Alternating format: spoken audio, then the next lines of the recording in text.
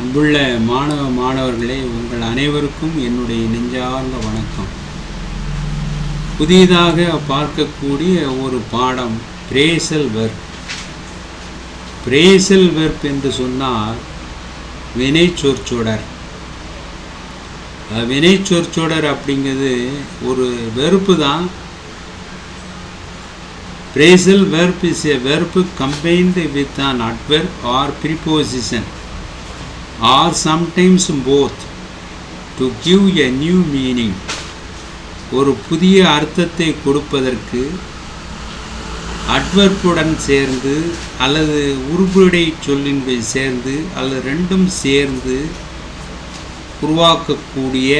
உருவாக்கி இருக்கின்ற அது கம்பைண்டாக வரக்கூடிய வினை சொல்லுக்கு பேர் தான் பிரேசல் வெர்ப். வெர்ப் இருக்கும், அந்த வெர்போட ஒரு அட்வெர்ப் இருக்கும் அல்லது ஒரு ப்ரீபோசிஷன் இருக்கும் அல்லது ரெண்டும் சேர்ந்து இருக்கும். இப்படி இருக்கும் பொழுது அது ஒரு புதிய அர்த்தத்தை கொடுக்கும். அதுக்கு பேர் தான் பிரேசல் வெர்ப். உதாரணமாக நம்பர் 1, அபைட் பை. அபைட் பைன்னு சொன்னால் ஒத்துக்கொள் அல்லது பின்பற்றுன்னு அர்த்தம். Accept or follow a decision or a rule. We have to abide by what the court says. Court என்ன சொல்கிறதோ அதை பின்பற்ற வேண்டி இருக்கிறது. கோர்ட் என்ன சொல்கின்றதோ அதை நாம் பின்பற்ற வேண்டியிருக்கிறது, அது ஒத்துக்கொள்ள வேண்டியிருக்கிறது. ரெண்டாவது அக்கௌண்ட் ஃபார். அக்கௌண்ட் ஃபார் அப்படின்னு சொல்லக்கூடியது இந்த ரெண்டும் சேர்ந்து ஒரே அர்த்தம் விளக்கு அல்லது பொறுப்பாகு. எக்ஸ்பிளைன் அல்லது பி ரெஸ்பான்சிபிள்.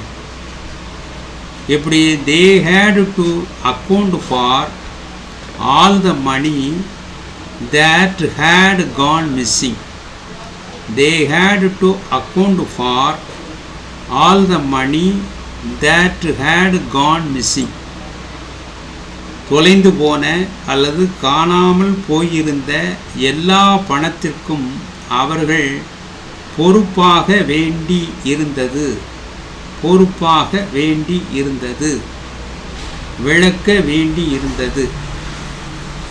மூணாவது ஏக் ஃபார். ஏக் ஃபார்னா ஏக்குன்னு சொன்னால் வலி, ஆனால் ஏக் ஃபார் அப்படிங்கும்போது ஏங்கு அல்லது ஆசைப்படு. அப்போ இதுக்கு want something or someone a lot. ஏதோ ஒன்றை விரும்பு அல்லது ஏதோ ஒன்றை அதிகமாக விரும்பு, அதுதான் ache for. My parents has been away for a fortnight. My parents have been away for a fortnight. என்னுடைய பெற்றோர்கள் ஒரு வாரமாக 2 வார காலமாக வெளியே இருந்து இருக்கிறார்கள். I am aching for her.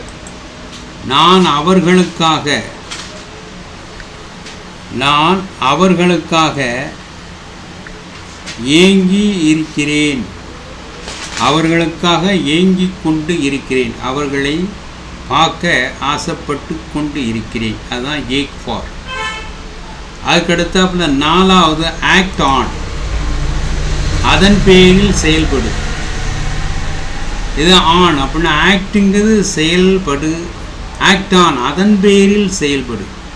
Take action because of something like information received.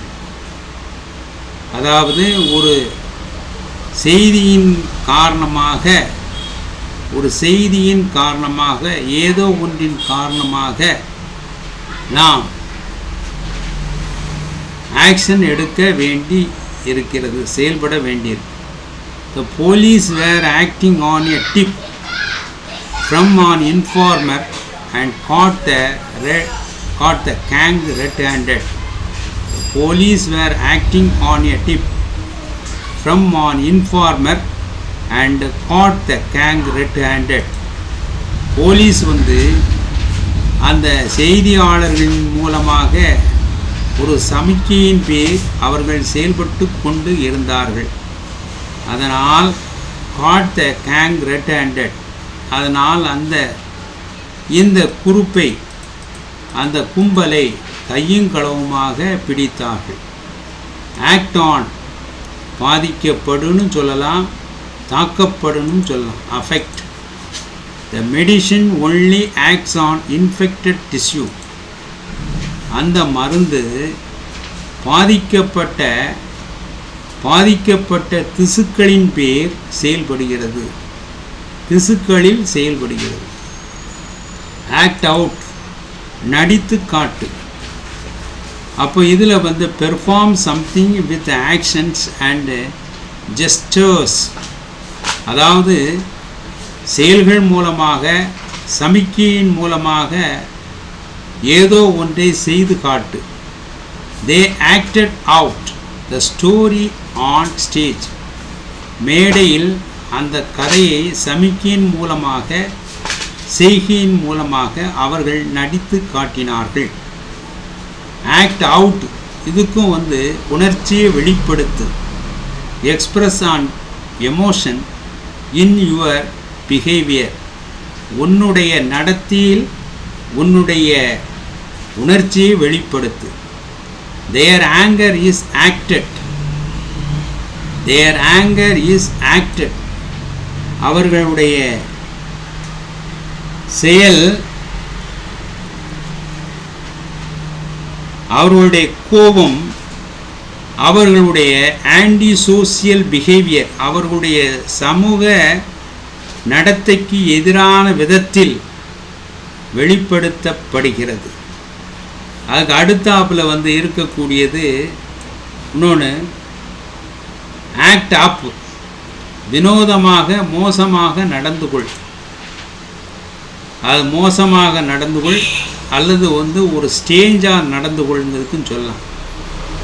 My computer is acting அப், என்னுடைய கம்ப்யூட்டர் இஸ் வினோதமாக செயல்பட்டு கொண்டு இருக்கிறது. I think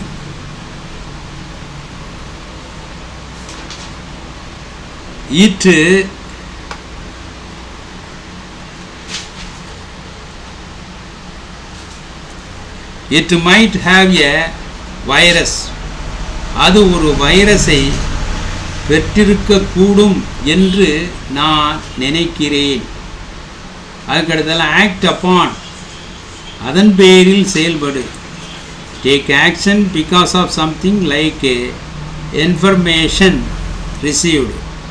the police were acting upon a tip off, ஒரு குறிப்பின் மீது அல்லது ஒரு சூசகத்தின் மூலமாக அந்த போலீஸ் வந்து செயல்பட்டு கொண்டு இருந்தது.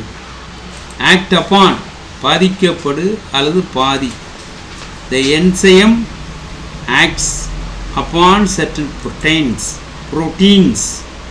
த enzyme acts upon certain proteins, சில புரோட்டீன்களுடைய காரணத்தில் அவைகள் இந்த என்சைம் வந்து செயல்படுகிறது அப்படிங்கிறது இந்த பிரேசல் வெர்பில் உள்ள ஒரு 10 வார்த்தைகள் இன்று கொடுக்கப்பட்டிருக்கு. இதுக்குள்ள அர்த்தத்தை நம்ம வந்து இதில் பார்த்துருக்கோம்.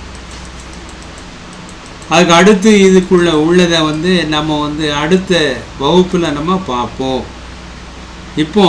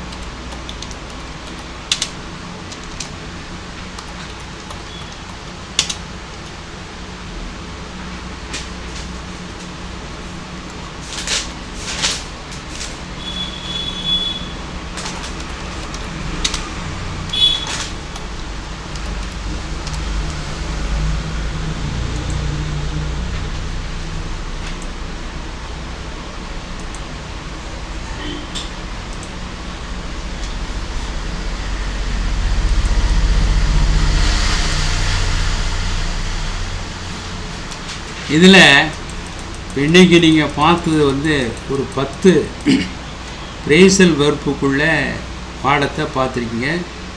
அடுத்து வரக்கூடியதை ஒவ்வொரு நாளும் நாம் பார்ப்போம். உங்களிடமிருந்து விடைபெறுகிறேன். வணக்கம்.